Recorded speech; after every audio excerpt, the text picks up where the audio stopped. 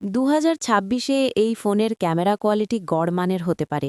সাধারণত 50 এমপি লেখা থাকলেও বাস্তবে লো লাইট পারফরম্যান্স দুর্বল হতে পারে। নাইট মোডে ডিটেল কম ও নয়েজ বেশি দেখা যেতে পারে। সেলফি ক্যামেরা মিড রেঞ্জ মানের হওয়ার সম্ভাবনা। ভিডিওতে 4K নাও থাকতে পারে। বাজেট হলে শুধু 1080p-তে সীমাবদ্ধ হতে পারে। 2. প্রসেসর খুব শক্তিশালী নাও হতে পারে। বাজেট 5G ফোনে সাধারণত মিড লেভেল চিপসেট থাকে। হাই গ্রাফিক্স গেম যেমন পাবজি বা বিজিএমআই, ফ্রি ফায়ার ম্যাক্স খেললে ল্যাগ বা ফ্রেম ড্রপ হতে পারে। দীর্ঘ সময় গেম খেললে হিটিং সমস্যা দেখা দিতে পারে। 3. Display quality. যদি এলসিডি প্যানের ব্যবহার করে তাহলে অ্যামোলেডের মতো কালার ও কন্ট্রাস্ট পাবেন না। ব্রাইটনেস কম হলে রোদে স্ক্রিন দেখা কঠিন হতে পারে। 120 হার্টজ না থাকলে স্ক্রোলিং এত স্মুথ হবে না। 4. Build quality. এফ সিরিজে অনেক সময় প্লাস্টিক বডি থাকে।